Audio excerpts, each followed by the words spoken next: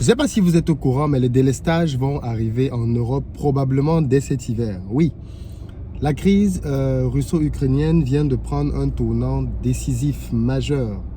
La Russie a décidé d'arrêter d'approvisionner certains pays européens, parmi lesquels la France. Depuis le 15 juin, plus une goutte de gaz russe n'arrive en France. C'est terminé.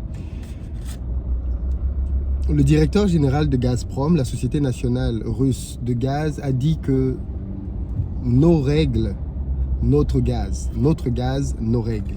Et il a dit que la Russie continuerait d'être fidèle vis-à-vis des pays qui sont amis à la Russie. Il faut savoir que dans l'histoire de la Russie c'est un pays qui a toujours tenu à tenir ses engagements en fait. Et peu importe les conflits qu'elle a pu avoir, puisque vous savez bien que depuis l'annexion de la Crimée, la Russie subit déjà des sanctions. Et pourtant, la Russie n'a jamais remis en cause ses contrats. C'est-à-dire, voilà, les Russes avaient un fonctionnement tel que, peu importe les problèmes qu'ils ont, ils tiennent leurs engagements contractuels. Et je pense que c'est peut-être aussi à cause de cette réputation russe que certains dirigeants européens se sont lancés dans une, je sais pas moi, dans une défiance incroyable vis-à-vis de la Russie.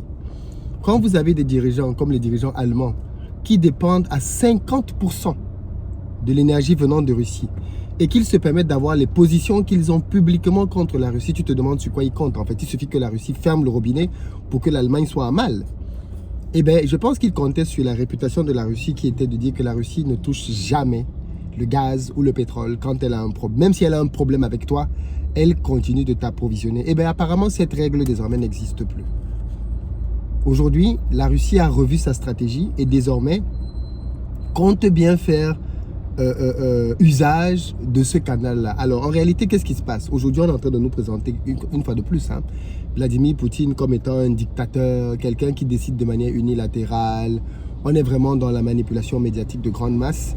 Parce qu'au fond, qu'est-ce qui s'est passé? Pourquoi est-ce que Poutine a décidé d'arrêter le gaz vis-à-vis de certains pays européens ou alors de simplement diminuer les quantités qu'il devait livrer? C'est ce qui se passe en Italie, en Allemagne, ainsi de suite, dans plusieurs pays. En réalité, comme d'habitude, quand vous écoutez l'information dans les principaux médias, on va vous présenter Poutine comme étant un dictateur, quelqu'un qui ne respecte rien, qui ne livre plus du tout le gaz. Mais ce qu'on ne vous dit pas, c'est ce qui entraîne ça. En réalité, aujourd'hui, la Russie a plusieurs turbines qui étaient en maintenance chez Siemens. Ok? Je crois dans une usine Siemens au Canada. Et donc ces turbines-là ont fini d'être réparées. Et elles devaient être retournées donc en Russie pour être mises en œuvre, pour pouvoir permettre le bon fonctionnement des machines et l'approvisionnement du gaz. Il se trouve que, à cause des sanctions, Siemens ne peut pas livrer les turbines à Gazprom. Comprenez bien ce qui se passe, c'est-à-dire que Gazprom a besoin de cette turbine pour livrer le gaz en Europe notamment. Et Siemens lui dit, les turbines sont réparées, mais je ne peux pas te les envoyer parce que tu es sanctionné par l'Europe et l'Occident. Donc, je ne peux pas t'envoyer les turbines. Eh bien, à ce moment-là, donc, la Russie dit, ok, d'accord, j'ai besoin de ces turbines pour t'approvisionner. Tu dis que tu me sanctionnes et tu bloques les turbines chez toi. Ok, mais je ne te livre plus en fait. C'est juste ça qui est en train de se passer. Donc, quand on ne vous donne pas toute la version, comme c'est le cas dans les principaux médias, on vous dit, mais Poutine ne livre plus la France. Mais pourquoi il ne livre plus la France? Est-ce que c'est parce qu'il est devenu subitement méchant? Je rappelle que l'arme du gaz, il l'a depuis le début. Il pouvait décider à tout moment d'arrêter de livrer la France. Il ne l'a jamais fait. Il a continué de livrer la France. Il a continué de livrer l'Allemagne. Il a toujours respecté les quantités. Même si les prix ont augmenté, en réalité, aujourd'hui, Poutine livre moins de quantité de gaz, mais gagne autant d'argent qu'avant, simplement parce qu'il y a une inflation des prix sur le marché, parce que le produit est de plus en plus rare. Et donc, cet incident des turbines, qui n'est raconté nulle part en réalité, justifie ce qui est en train de se passer. La Russie n'a pas simplement décidé de manière unilatérale d'arrêter de livrer le gaz. Elle l'a arrêté parce que les turbines dont elle a besoin, qui avaient été envoyées en maintenance, ne lui ont pas été renvoyées. Et comme ces turbines n'ont pas été renvoyées, elle dit donc, ok, ben, je ne peux plus continuer de vous livrer vous, alors que j'ai d'autres clients dans le monde entier, et ils n'ont pas à subir les conséquences du fait que vous bloquiez les turbines.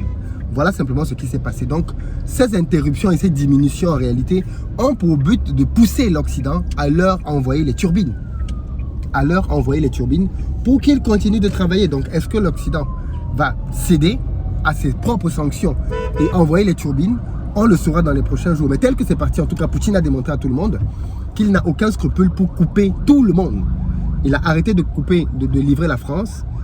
Mais attention, il faut que vous compreniez bien ce qui est en train de se passer, parce que ce qui est en train de se passer maintenant, c'est que cette coupure arrive à un moment très stratégique. Pourquoi? Parce que c'est maintenant que l'Europe est en train de créer ses stocks pour pouvoir prévenir l'hiver prochain. L'hiver 2022. The winter is coming. L'hiver approche. Et donc, c'est maintenant que l'Europe est en train d'approvisionner ses réservoirs pour pouvoir être prête pour l'hiver. Donc, couper le gaz maintenant à l'Europe, c'est le pire moment possible en réalité, parce que ça veut dire que les Européens ne seront pas prêts pour pouvoir avoir du gaz en fin d'année. Donc, du coup, qu'est-ce qui va se passer? Voici les différents scénarios. Soit Poutine redonne le gaz très prochainement à l'Europe. Et donc, à ce moment-là, ça veut dire que les turbines ont été envoyées. Même si vous n'entendez pas parler de ça dans les médias, les turbines ont été envoyées. Et donc, à ce moment-là, Gazprom recommence à livrer normalement. Ou alors, l'interruption. Parce qu'on dit juste que Poutine a interrompu. Mais si on ne dit pas pourquoi il a interrompu, quand il va réouvrir, demain, on ne vous dira pas pourquoi il a réouvert. On va juste vous dire, ah, Poutine a recommencé à donner. Mais pourquoi il a recommencé à donner? Parce que vous avez simplement décidé de piétiner les sanctions vous-même et vous avez envoyé les turbines. Si les turbines n'arrivent pas, il n'y aura pas de gaz. Donc, ça, c'est ce qu'il faut dire aux gens. Maintenant, deuxième scénario possible. Les turbines ne sont pas envoyées. Le bras de fer continue. L'Europe commence à donc augmente sa quantité de GNL qui coûte beaucoup plus cher en provenance des États-Unis, notamment le grand gagnant. Comme d'habitude, l'oncle Sam, lui ne change pas ses principes. Lui ne change pas. Donc, vous lui envoyez de l'argent et il vous envoie du GNL. Mais on sait tous que les États-Unis n'ont pas la capacité de remplacer la Russie. Personne ne peut remplacer la Russie. Personne.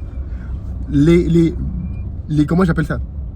Les Européens peuvent aller en Algérie, partout dans le monde entier. Personne ne peut remplacer la capacité de la Russie. Et construire ces infrastructures prend énormément de temps. Énormément de temps. Donc, il y a comme un gros piège dans lequel l'Occident et l'Europe notamment est tombé ici. Deuxième possibilité, donc, et là on arrive vers le délestage. Si l'Europe dit qu'elle ne donne pas d'argent à Poutine, ok, d'accord, on ne donne rien. Qu'est-ce qui va se passer? Quelles sont les possibilités? Quelles sont les alternatives pour Vladimir Poutine? Eh bien, il va se passer que Vladimir Poutine ne va rien envoyer. Par contre, les stocks qu'il y a en France aujourd'hui, si on arrive jusqu'en hiver, et que l'hiver est un peu dur, comme ça a été le cas quelques années précédemment, eh bien, on n'aura pas assez de chauffage en France. Et on va donc arriver à faire du rationnement. C'est-à-dire qu'on va commencer à demander aux gens en France d'utiliser le gaz avec parcimonie. Ensuite, on va demander aux entreprises de pouvoir... On va commencer à délester. On coupe les entreprises. Or, vous savez que si on commence à couper les entreprises, elles ne peuvent plus produire. C'est l'économie tout entière qui est pénalisée. Donc, si on arrive vers ce scénario, ce sera la catastrophe. La catastrophe absolue pour l'économie française, mais aussi les économies européennes. Imaginez un pays comme l'Allemagne, première puissance économique européenne, qui n'a plus d'énergie, qui n'a plus de gaz. Donc, moi, je me demande en réalité, sur quoi est-ce que les dirigeants occidentaux comptent pour vouloir faire le bras de fer avec Poutine? Qu'on nous dise en réalité pourquoi est-ce que les dirigeants occidentaux sont en train de vouloir mettre à mal les peuples européens à cause d'une question d'ego. Depuis quand est-ce que l'Europe se préoccupe de la démocratie?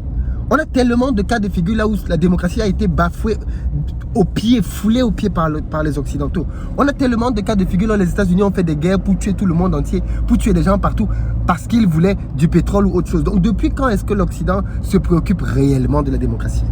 Est-ce qu'on peut nous dire, donc, pourquoi est-ce qu'aujourd'hui, c'est nous, les populations, qui devons subir les décisions des dirigeants? Au nom de quoi est-ce que ce sont les populations européennes qui doivent se retrouver à être à mal, à prendre sur elles des coupures intempestives, des délestages, des augmentations de prix de carburant? Parce qu'au final, les conséquences, ce sont les populations qui les prennent, qui les subissent. Donc, pourquoi est-ce que ça continue? Pourquoi est-ce que ce type de système perdure?